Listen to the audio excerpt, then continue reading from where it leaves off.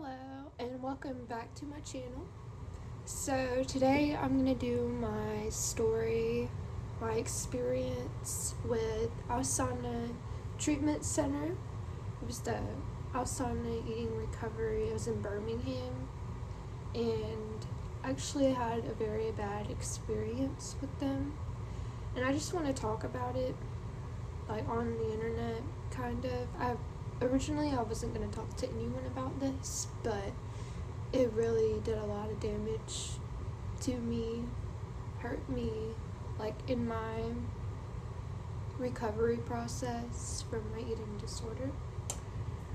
And I actually have it written down right here.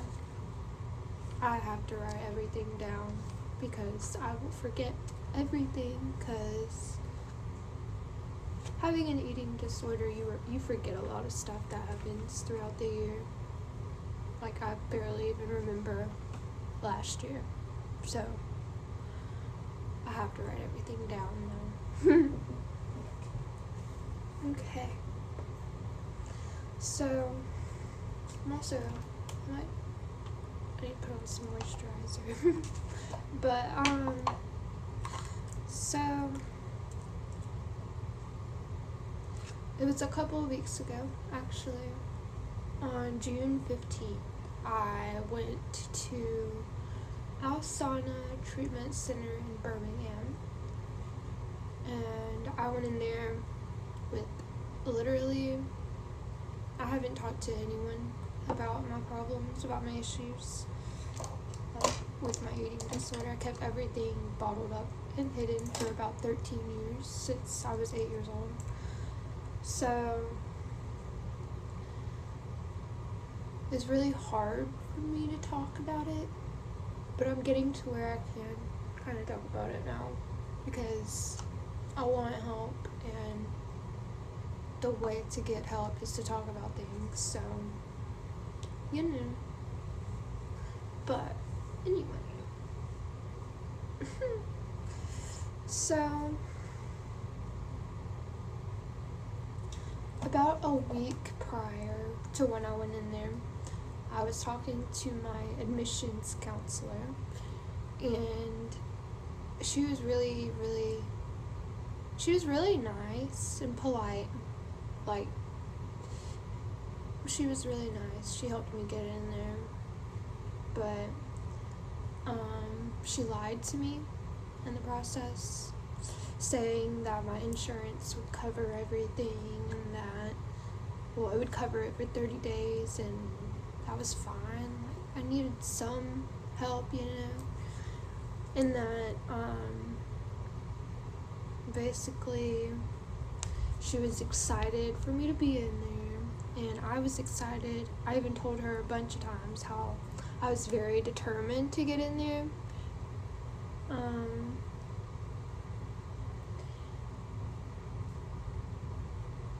When I got to Alsana,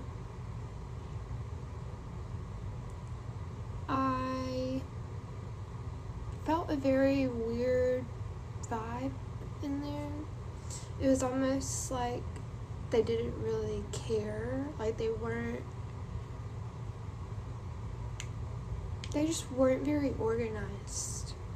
But I still gave them a chance, just because, like, I needed help, and if that was going to be my way to get help, then I was going to do everything I could to try and get it. So when I got there, I was welcomed by a case manager who basically went over all the, like, cost, the insurance cost and all that, and everything was fine at the time.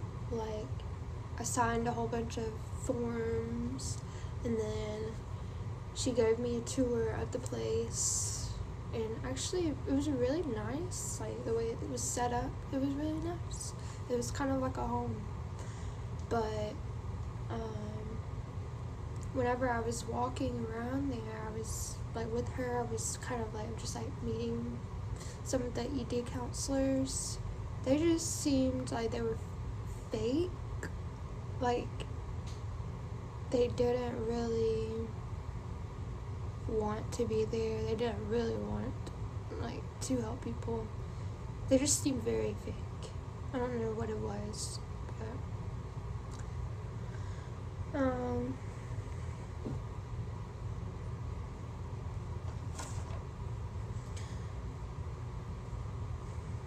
after the tour, I went into the nurse's office, and she was actually really, really nice, really kind.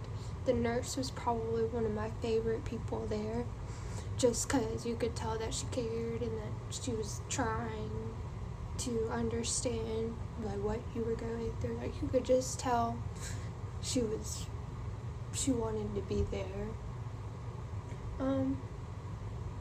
So whenever I went and talked to the nurse, I had to fill out a very, very long questionnaire. It was probably like 140 questions.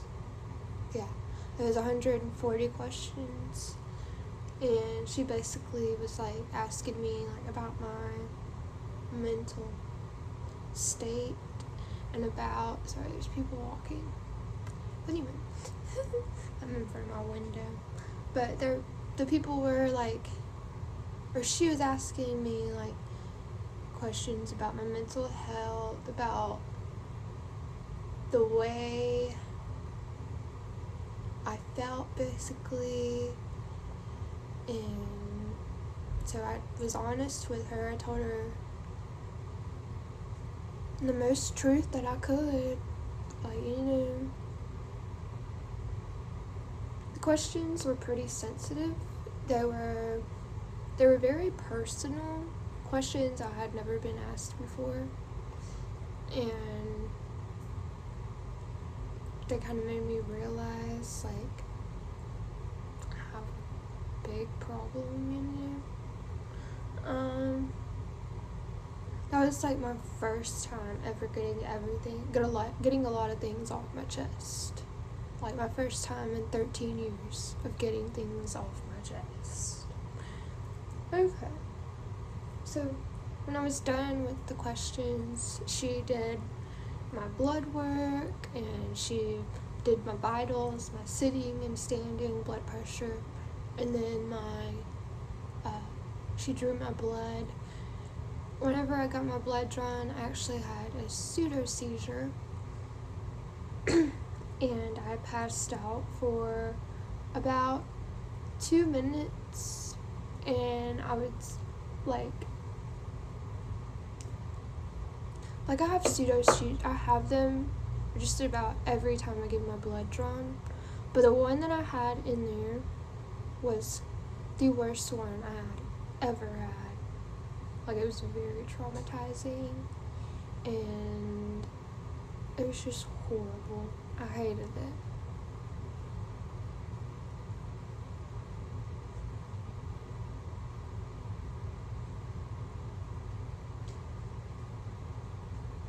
But like I said, the nurse was really sweet. She was probably one of the only people that I felt like I could trust there. After the the medical assessment, I was able to go and unpack my stuff and, like, see my room, like, where I would be sleeping. I'm sorry, I didn't mean to burp, but I was able to unpack and see where I would be sleeping. And I had 2 roommates, and it was like the bathroom was like a Jack and Jill with two other roommates, like 2 people in that room, and so we all had to share that Jack and Jill bathroom. 5 people had to share it.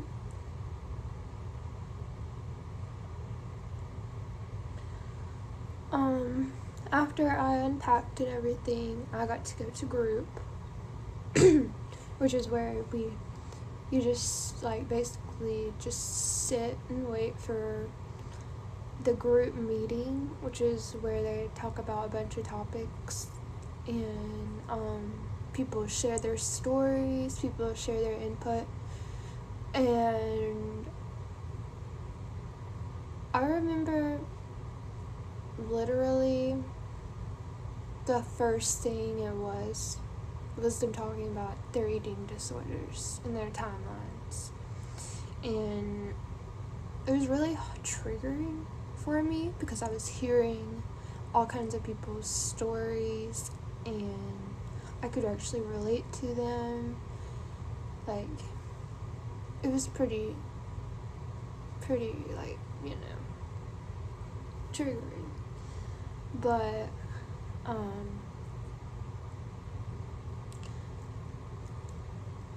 I'm trying to think.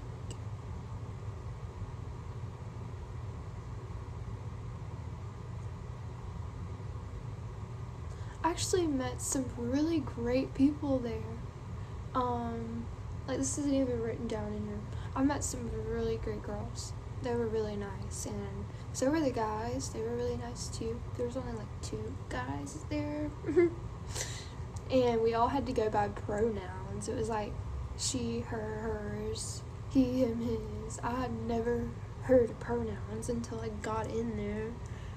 So I had to get used to that for like the time I was there.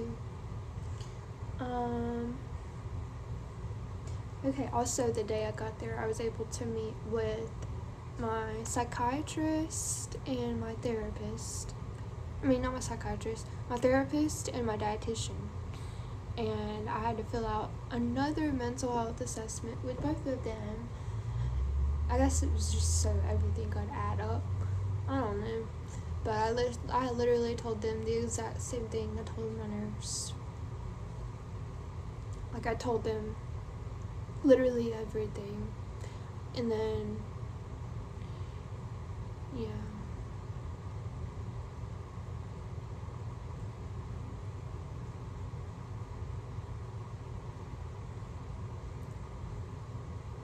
I got to stay only one night there.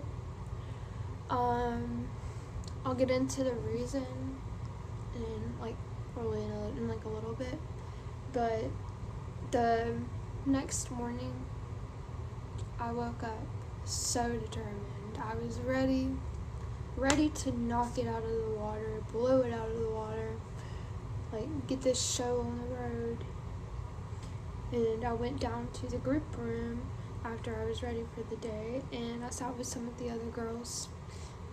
And then we had to go to breakfast. It was probably 30 minutes after we woke up. We had to go to breakfast, and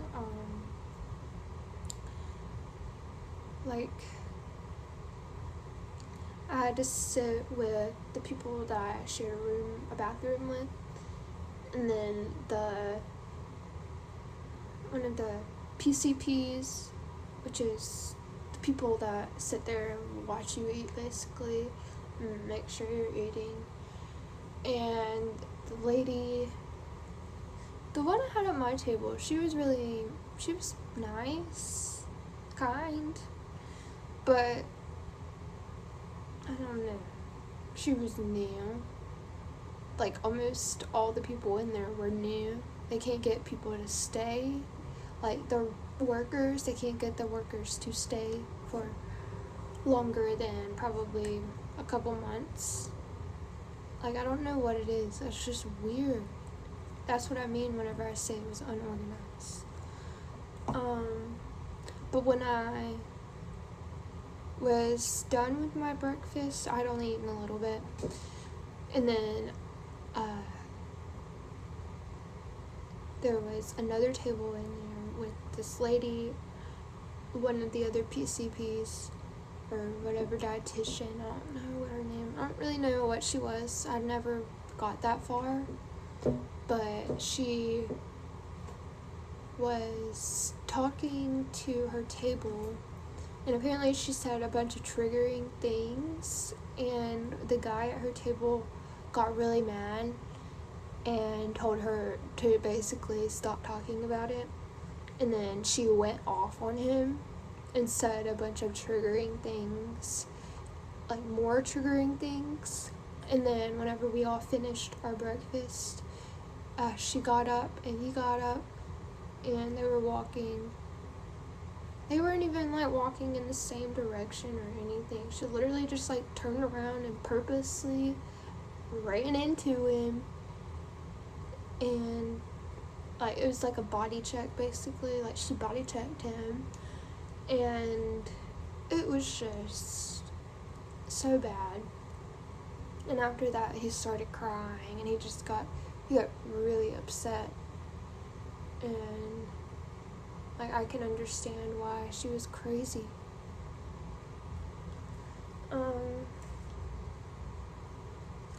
After breakfast I was in group again, and we had another group discussion until we had to go to snack, like morning snack.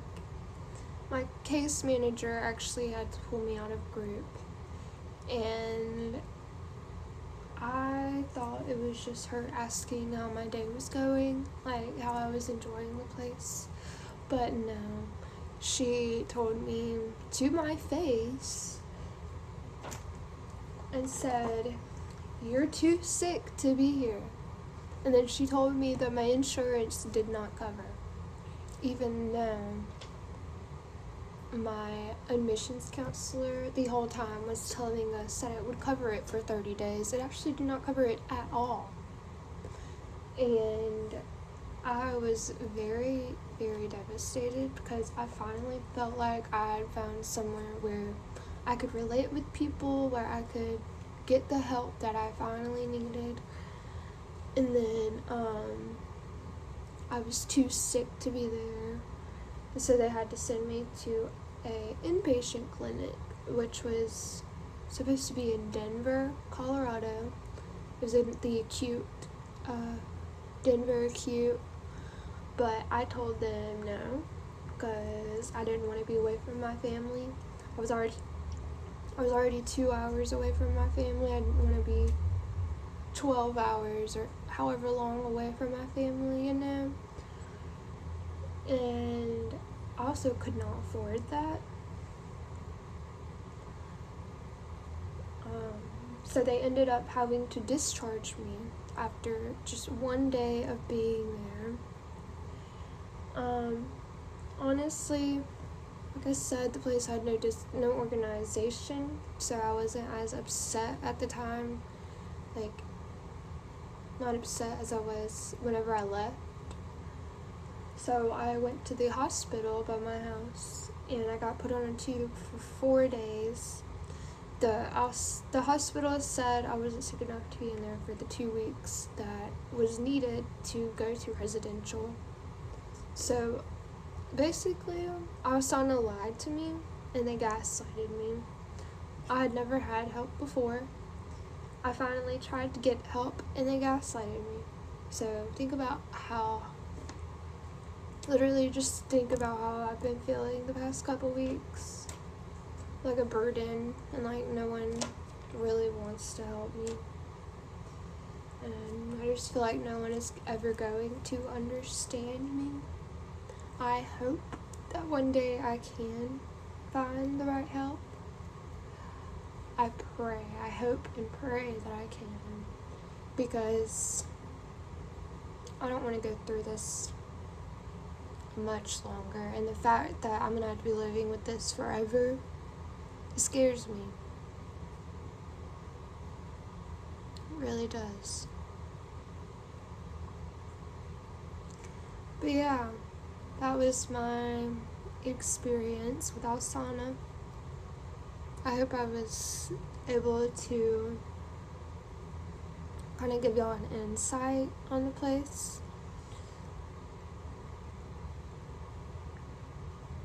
It was horrible.